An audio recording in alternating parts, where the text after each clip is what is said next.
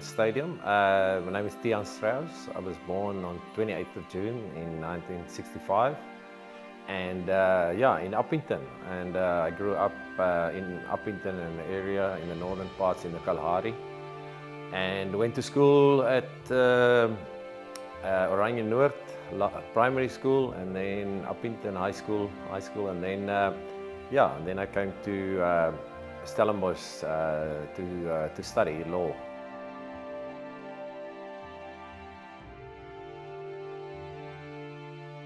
In daai jare was as jy 'n seun is in wintersport is maar rugby. Jy weet, daar was nie opsies soos hockey of enige ander sport, veral as jy op die platteland groot raak, soos ek op Uppington. So almal het rugby gespeel en ek het, jy weet, van graad 1 af op Sap A wat ons gehad het, begin rugby speel op 6-jarige ouderdom. Maar ek het ook al voor skool, jy weet, toe my broers gespeel en agterplaas rugby gespeel alles. So dit was maar iets wat almal gedoen het, en daar is so 'n klein bietjie rugby in my familie. My pa het slot gespeel, hy was redelik lank, 6'5". Hy het slot gespeel vir Griekwas. En dit was maar 'n soort van 'n kultuur gewees, en dit was 'n natuurlike ding. En jy weet, as jy ook op Appington groot word op 'n klein dorpie, dan dink jy nie eendag jy gaan ooit dink jy weet, vir Maties of 'n WP of jy weet, so Springbok speel. Ek dink dit was nie regtig in jou raamwerk op daai stadium. Jy het net gedoen die beste wat jy in daai omgewing kon doen, en jy weet, hopelik die provinsiale span haal. So ek dink daai aspirasies het eers later gekom toe ek op Maties kom en jy weet, in die Maties span kom.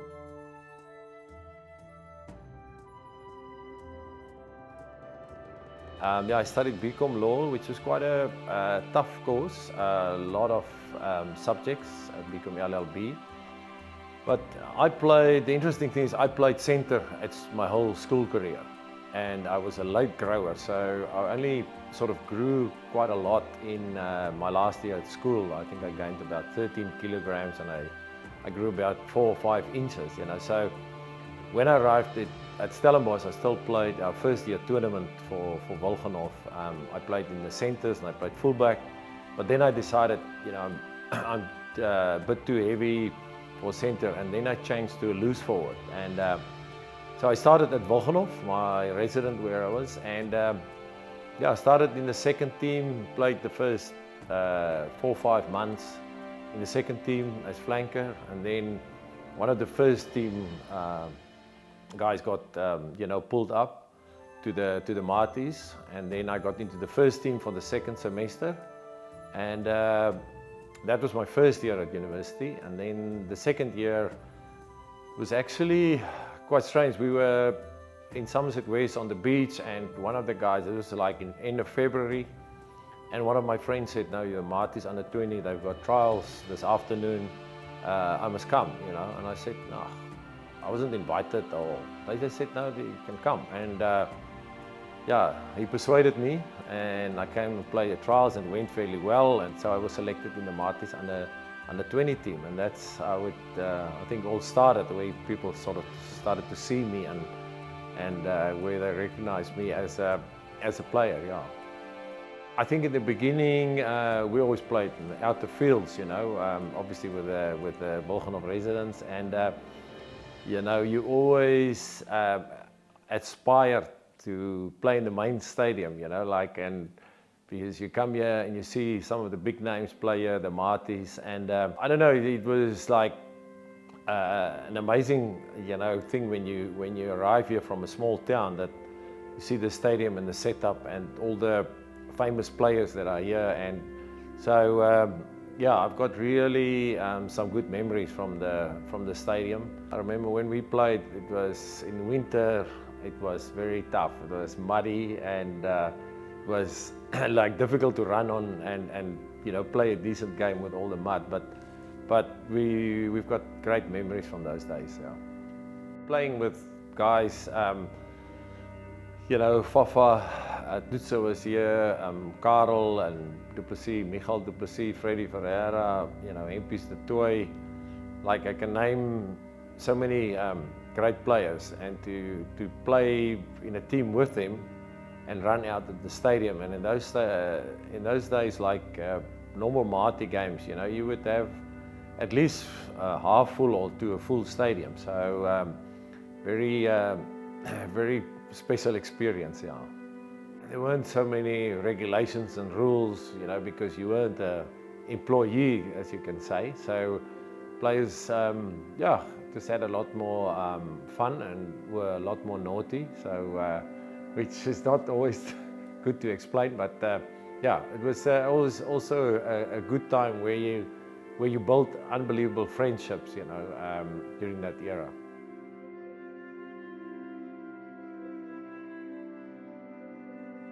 I started off, you know, Craven week for Northwestern Cape, you know, in 82 and 83, and then came to Maties, and then, yeah, played 156 games for Western Province. I'm actually not sure how many games for Maties, so I'll have to go and check on that. But 156 games for Western Province, and then went on to play for the Springboks in 15 tests. And then went to Australia and played rugby league for 2 years. And then on to the Waratahs, played about 36 games I think for the Waratahs, and then 11 tests for the Wallabies, and retired in 2000.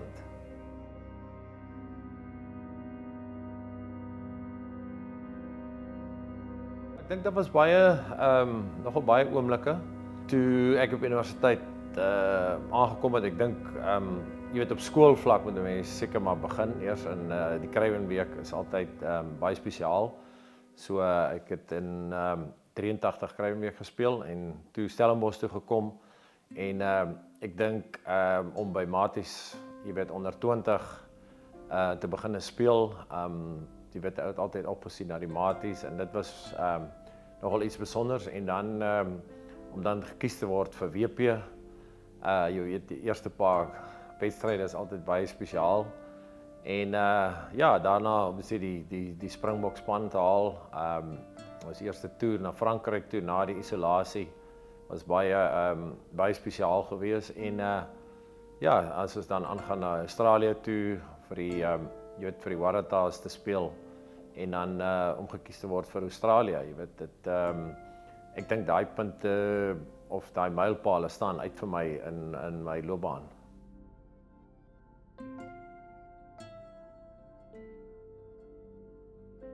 No, it was quite special to be selected Player of the Year.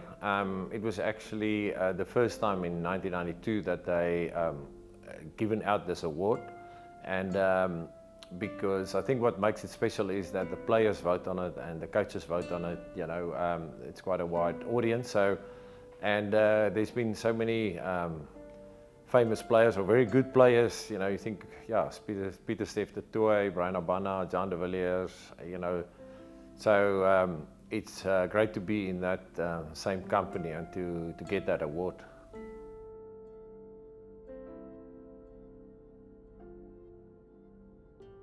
Die Australiese afrigter het na my toe gekom en aan die einde van 1998 en vir my genoem dat of gevra of ek weet dat ek verkiesbaar is vir Australië in 99 en ek sê nee, ek het nooit daaraan gedink nie, ek het nie geweet nie. Toe sê hy ja, dit is die reëls in daardie jare was as jy vir 3 jaar nie vir jou land gespeel het en jy 3 jaar in 'n ander land gebly het, dan kan jy verkies word vir daai land. So dit was die aanloop daartoe en toe in 99 toe hulle die eerste keer die Wallaby span bekend maak, toe ek in die groep en hierdie spesifieke wedstryd was in Brisbane gewees en dit was teen Ierland en die aanloop van die wedstryd was dat die joernaliste was baie hoe kan ek sê pessimisties en gesê jy weet hoekom kan Australië nou 'n ou bok kies en jy weet hy's al te oud en is oor die muur en so hulle het baie negatief oor my geskryf en dit was ook die eerste keer dat iemand wat vir die Springbokke gespeel het vir die Wallabies gekies was, jy weet. So Maar toe die dag ek was op die reservebank gewees en net na halftyd het ek op die veld gekom. En dit was net een van daai wedstryde dat ek op die regte plek en die regte tyd was en toe het ek 3 drieë gedruk op die aand en die foto is een van die drieë wat ons toe gedruk het en natuurlik na die tyd was al die joernaliste weer my beste vriend en toe ek weer 'n hero en so dit het vir my goed uitgewerk dat ek jy weet die 3 drieë kon druk, so dit was nogal baie spesiaal op my debuut gewees, ja.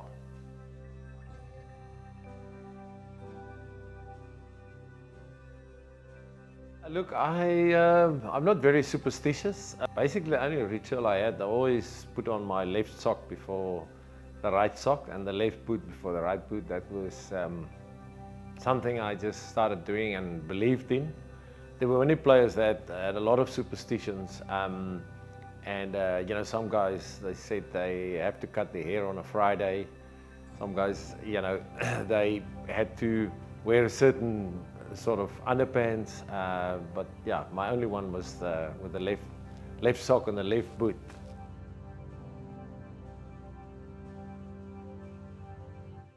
Whatever I do, I want to try and be the best in what I do, as good as possible. And I think with rugby and any sport or anything in life that you do is that you can't just do the normal. You know, if you just train with a team and just do your normal training, you're not really going to succeed, or the chances of success is quite low. So you have to be motivated to go the extra mile, put in the extra yards, and I think that's the thing that keeps me going. Yeah.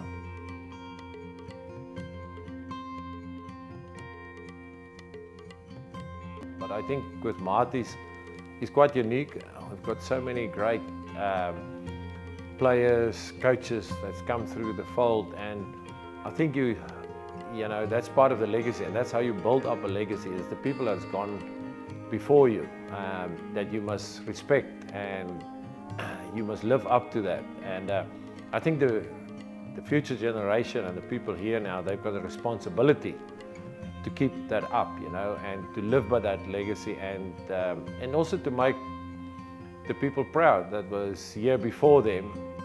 Yeah, once a Matie, always a Matie. And I think, you know, I think if you I spent 6 years here, and you know, had so many good memories from Stellenbosch, and I think yeah, I'm very proud to be associated with the Maties. So I think it formed a big part of my upbringing and my forming and preparing me for the life going forward. So I've only got fantastic memories, and that's why I think, you know, in your heart you will always be a Matie once you've been here.